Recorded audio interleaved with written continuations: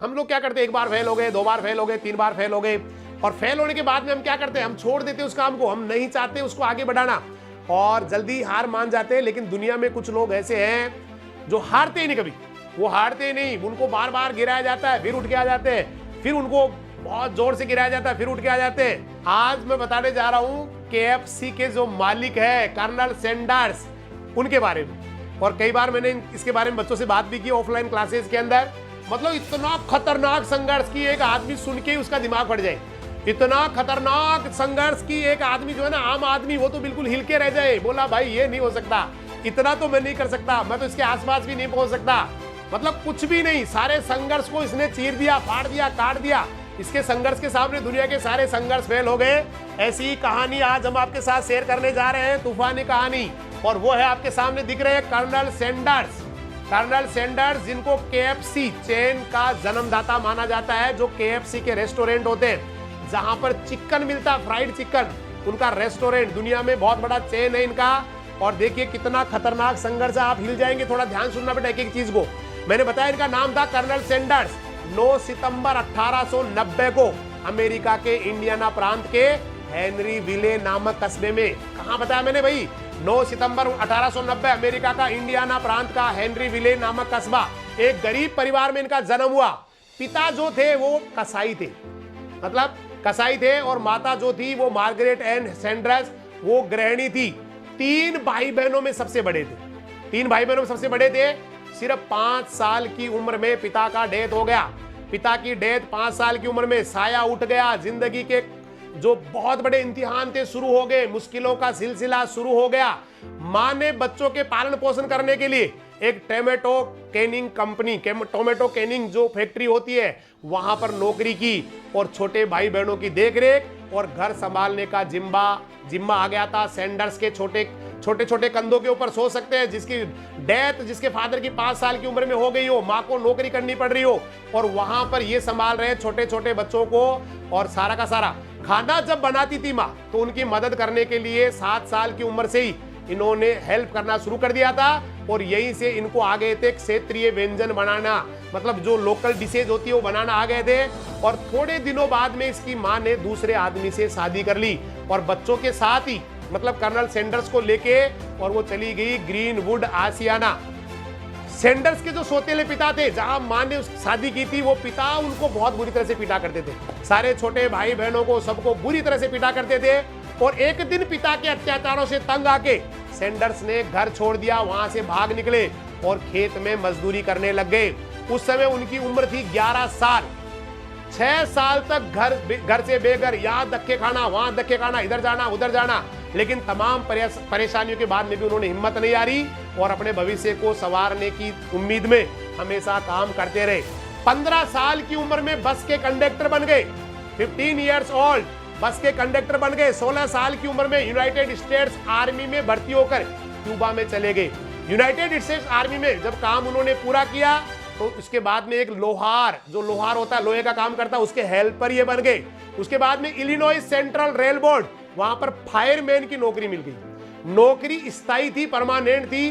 तो उनकी शादी हो गई जोसेफिन किंग से, मतलब जोसेफिन किंग नाम की महिला से इनकी शादी हो गई।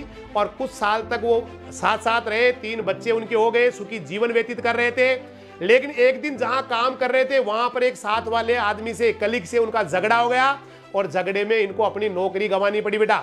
और इस नौकरी तो गई जो गई, साथ में पत्नी भी छोड़ के चली गई, मतलब नौकरी भी गई, पत्नी भी गई। रेलवे में नौकरी के साथ साथ इन्होंने एक लॉ, जो कानून का जो करेस्पॉन्डेंस कोर्स होता है, वो भी कर रहे थे। और वो लॉ का जो करेस्पॉन्डेंस, जो पत्राचार का कोर्स था, वो नौकरी जाने के बाद इनके बहुत काम आया। और नौकरी जाने के बाद इन्होंने लॉ का प्रैक्टिस शुरू कर दिया, मतलब वकालत शुरू कर दी। लेकिन यहां पर भी स्थायित्व नसीब नहीं हुआ, यहां पर भी इनको स्टेबिलिटी नहीं मिली। 40 साल की उम्र पहुंचते पहुंचते वो एक जगह से दूसरी जगह, वो काम, ये काम, वो नौकरी, वो नौकरी, वो व्यवसाय, लेकिन हर जगह fail fail fail. Life insurance बेचे, फेल। सेल्समैन का काम किया, फेल। टायरी और एसिटिलीन के लैंप बेचे, फेल। स्टीम बोट बना के, भाप वाली बोट बना के ओहियो नदी में सवारियां ढोने का काम किया, फेल। लगातार फेल फेल फेल। लेकिन काम करना नहीं छोड़ा माय डियर स्टूडेंट्स, उन्होंने कभी प्रयास करना नहीं छोड़ा। और 40 साल की उम्र में वो कार्बिन केंट की आ गए, एक शहर का नाम है केंट, कार्बिन केंट की, वहां पर आ गए और एक सर्विस स्टेशन खोल लिया। सर्विस स्टेशन पे ज्यादा आमदनी नहीं हो रही थी, सर्विस स्टेशन से ज्यादा आमदनी नहीं हो रही, तो उन्होंने आमदनी बढ़ाने के लिए उसी सर्विस स्टेशन के पीछे एक टेबल और कुछ कुर्सियां लगा के जो भी लोग सर्विस स्टेशन पे काम करने आते थे उनको पैन फ्राइड चिकन, मतलब कढ़ाई वाला फ्राई किया हुआ चिकन, हेम, स्टिक और ये पदार्थ खिला खिला के उनका कुछ अतिरिक्त आय वो करने लग गए। लोगों को उनको जो बनाया हुआ खाना था वो इतना पसंद आया कि लोग वहां पर आना शुरू हो गए, लोगों की भीड़ बढ़ना शुरू हो गई। तो उन्होंने सड़क के दूसरी ओर एक मोटल और एक रेस्तरा खोल लिया जहां पर लोग ज्यादा खाना खा सके और 142 लोग एक साथ बैठ के खाना खा ले, इतनी उन्होंने वहां पर जगह ले ली। और स्पेशली जो पैन फ्राइड चिकन था, मतलब कढ़ाई में फ्राई किया हुआ चिकन था, वो लोगों को इनका बहुत पसंद था और ये भी उसके ऊपर बार बार काम कर रहे थे, इसको और अच्छा कैसे बनाऊं, इस रेसिपी को बढ़िया कैसे बनाऊं कि ये दुनिया में सबसे अलग ही बन जाए, ये यूनिक बन जाए। और 9 साल तक उसने बहुत मेहनत करने के बाद में 11 हर्ब, मतलब 11 जड़ी बूटियां और एक स्पाइस लेके, मतलब एक स्पाइस मसाला लेके उन्होंने पैन फ्राइड की नई रेसिपी बना ली और वो रेसिपी इतनी जबरदस्त बन गई कि लोग फैन हो गए, दीवाने हो गए और उनका जो रेस्टोरेंट था वो बहुत बड़ा रेस्टोरेंट बन गया, पैन फ्राइड चिकन के कारण मशहूर हो गया। और चूंकि ये जगह केंट की थी तो चिकन जो था वो वहां के जो गवर्नर थे केंटकी के, उन गवर्नर साहब को इतना पसंद आया उनका बनाया हुआ चिकन कि 1935 में सैंडर्स को कर्नल की उपाधि दे दी गई। 1935 के बाद में इनको कर्नल के नाम से जानने लग गए। इनका रेस्तरां बहुत अच्छा चल रहा था बेटा, लेकिन रेस्तरां चलते चलते, क्योंकि रेस्तरां क्यों बढ़िया चल रहा था, क्योंकि वो फ्लोरिडा वाले हाईवे के ऊपर था, वहां से जो भी गुजरते थे उनकी नजर रेस्तरां पे पड़ती थी, उस रेस्टोरेंट पे पड़ती थी और उधर ही आ जाते थे। यही चलता रहा, लेकिन फिर आ गई मुसीबत। 1950 का दशक आया, 1950 का जो डिकेड्स आया, वहां पर एक अप्रत्याशित मुसीबत आ गई, एक अनएक्सपेक्टेड प्रॉब्लम आ गई। फ्लोरिडा जाने वाला जो हाईवे था उसका नया हाईवे बन जाने से वहां से होकर जाने वाली गाड़ियां बंद हो गई और सैंडर्स का व्यवसाय बहुत बुरी तरह से प्रभावित हो गया और वो बिल्कुल बर्बाद हो गए, कर्ज में डूब गए। उनके पास कोई चारा नहीं था, आखिरकार उनको रेस्टोरेंट को बेचना पड़ा और कर्जा चुकाने के बाद सोसाइटी सिक्योरिटी, जो सोशल सिक्योरिटी होती है, वहां से उनको पूरा कर्जा चुका दिया, जो भी था वो अपना रेस्टोरेंट बेच के सारा कर्जा चुका दिया। लेकिन $105 का चेक उनके पास बच गया था, बाकी सब कुछ बर्बाद चला गया। 65 साल की उम्र हो गई। सोचिए एक इंसान जो फेल होता जा रहा है जिंदगी में, फर्स्ट से लेके 65 साल की उम्र तक, मतलब पारिवारिक देख लीजिए, नौकरी देख लीजिए, कुछ भी कोई भी काम किया फेल होता जा रहा है। और 65 साल तक जो आदमी फेल हो रहा है, $105 उसके पास बच गए, बस वही उसकी जिंदगी थी, वही उसकी पूंजी थी, कुछ भी नहीं इसके अलावा। बस इसी सोशल सिक्योरिटी के $105 के साथ इन्होंने अपनी जिंदगी चलाना शुरू कर दिया। लेकिन जिंदगी चले कैसे, $105 लंबा नहीं था, कोई बड़ा रकम नहीं था और उनके पास पूंजी भी यही थी। तो उन्होंने एक दिमाग में उनके विचार आ गया, क्यों न हम ऐसी कोई वस्तु काम में ले हैं जो बहुत ही बढ़िया हो, जो उनके पास है, क्यों ना उनके अंदर कोई क्वालिटी या कोई चीज ऐसी कोई हो जिसका यूज करके और हम पैसा कमाए। और उनके पास तो आपको पता है क्या क्वालिटी थी, एक ही क्वालिटी थी, फ्राइड चिकन की रेसिपी। फ्राइड चिकन की जो रेसिपी उन्होंने बनाई थी वही उनके पास थी, जिनके दम पे ये अब कुछ कर सकते थे। उन्होंने फ्राइड चिकन की रेसिपी के स्वाद पर उनको पूरा भरोसा था कि लोगों को ये जीत लेगी, लोग इसके दीवाने हो जाएंगे। और उन्होंने केंट की फ्राइड चिकन, जो जिसको आज हम लोग KFC के नाम से जानते हैं, स्क्रीन पे आपको दिख रहा है, केंट की फ्राइड चिकन के नाम से इन्होंने रेसिपी की फ्रेंचाइजी बनाई। मतलब आप जो है ना इससे जुड़ सकते हैं, भाई फ्रेंचाइजी ले लीजिए, हम आपको रेसिपी बताएंगे कैसे बनाते हैं और बदले में आप जो है ना हमें कुछ रॉयल्टी देंगे, कुछ पैसा देंगे, परसेंट देंगे। बस यही दिमाग में था। इन्होंने केंट की फ्राइड चिकन के नाम से पूरी फ्रेंचाइजी बना के बेचने का इरादा कर लिया।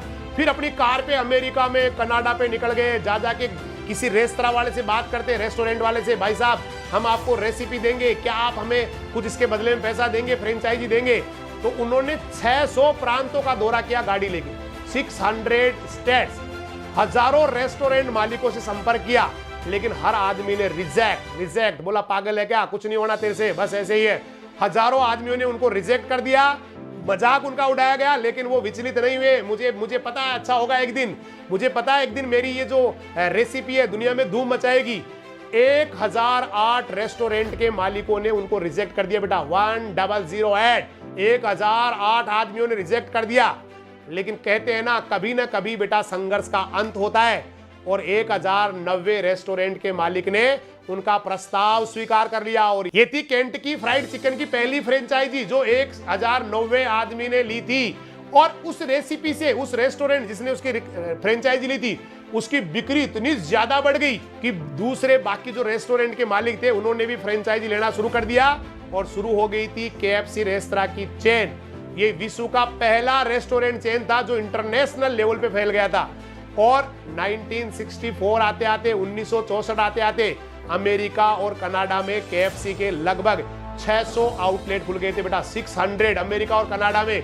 इसके आउटलेट फिर इंग्लैंड में खुल गए, मैक्सिको में खुल गए, जमैका में खुल गए और अभी तो इंडिया में खुल गए। बल्कि यूं कहे कि कम से कम 87 कंट्रीज वर्ल्ड के ऐसे हैं जहां पर ये खुले हुए।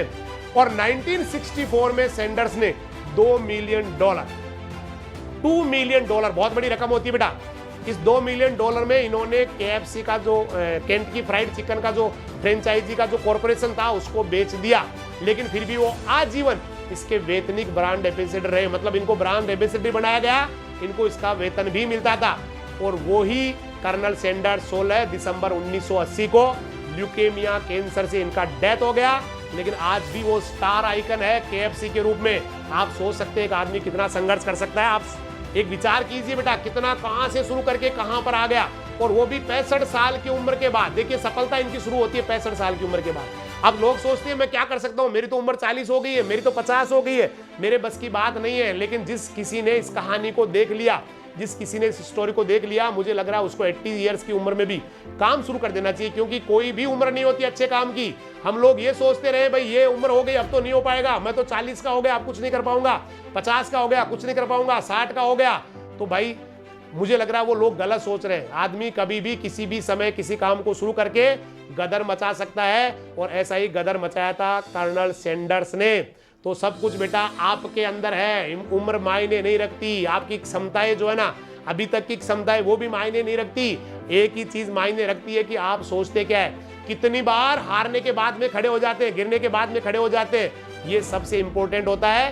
तो आप भी बेटा अपने आप को ऐसा ही बनाइए, मुझे भी दुनिया में चैंपियन बनना है। जब वो बन सकता है इतना फेल होने के बाद में, तो मैं तो बहुत ही ज्यादा इंटेलिजेंट हूँ। अभी तो मेरे पास टाइम भी बहुत सारा है। जब वो आदमी इतने से कम समय में इतनी ऊपर जा सकता है, तो मेरे पास तो टाइम भी बहुत है, मेरे पास तो एनर्जी भी बहुत है, मैं उनसे ज्यादा इंटेलिजेंट भी हूँ। मेरे अंदर खूबियां, क्योंकि हर इंसान खूबी के साथ दुनिया में आता है। कुछ लोग अपनी खूबी को जान जाते हैं, कुछ लोग नहीं जान पाते हैं। जो जान जाते हैं वो गदर मचाते हैं, जो नहीं जान पाते उनके ऊपर लोग गदर डाल देते हैं। मतलब उनको दबा दिया जाता है, वो कोई काम के नहीं होते। इसलिए भाई खूबी तो आपके अंदर है, एक नहीं, दो नहीं, 1000 खूबियां हैं। बस उसको पहचानना है और बदलना है उसको अपने। क्योंकि देखिए एक चीज हमेशा, कोई आदमी, एक आदमी थे बहुत ही ग्रेट, समोद से मेरे को उन्होंने फोन किया, बोला सर, वो मेरे से यूं बात कर रहे थे, मुझे बहुत गजब लगी उनकी बात कि सर एक बार किसी आदमी को हम ले जाके समुद्र में डाल दे, पानी में, नदी में डाल दे और उसको अंदर डाल दे, तो वो आदमी क्या करेगा? बोला वो अपना 100% पावर लगा देगा, पूरी शक्ति लगा देगा अपने आप को पानी में से बाहर निकालने के लिए, अपनी जिंदगी बचाने के लिए। बस जिंदगी का सबसे बड़ा फलसफा यही है। जिंदगी का सबसे बड़ा जो बेस्ट क्लू है लाइफ का, वो यही है कि आदमी को अपनी बेस्ट, हम सोच रहे भाई क्यों करें, हम पूरी क्षमताएं क्यों यूज करें यहाँ, अभी तो मुझे बहुत काम करना है। अरे भाई जब यहाँ तू पूरी ताकत लगा देगा, पूरी अपने आप को ये मान ले कि मुझे नदी में डूब रहा हूं मैं और मुझे वहां से बचना है, उसके लिए पूरी जान लगा देते हैं लोग, ये करते हैं वो करते हैं, तड़पते हैं, कुछ भी करते हैं। अगर इतनी ताकत आपने इसके ऊपर लगा दी ना, अपने फोकस के ऊपर, जो चाहते हैं आप, भाई IAS नहीं, उससे बड़ा भी यूएनओ का महासचिव, जनरल सेक्रेटरी बन जाएंगे बेटा आप। यूएनओ के जनरल सेक्रेटरी बन जाएंगे जिस दिन आपने पूरा पावर लगा दिया, पूरी क्षमताएं पूरी यूज करके एक जगह लगा दी, बस ये है मेरा बेस्ट, उस दिन आप बेस्ट कर जाएंगे। तो मुझे लग रहा है आपको पसंद आई होगी। अगर आपको पसंद आई तो प्लीज इसको, वीडियो को जो है लाइक और सब्सक्राइब, मतलब लाइक और शेयर जरूर करें, सब्सक्राइब करें।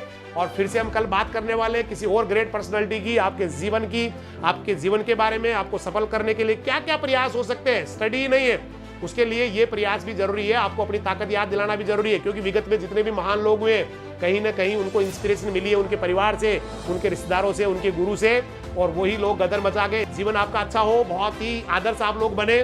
बहुत बहुत धन्यवाद बेटा। जय हिंद, जय राजधानी, नमस्कार, सत श्री अकाल, सब्बा खैर, वाहे गुरु दी फतेह, खुदा हाफिज, अल्लाह हाफिज, राम राम।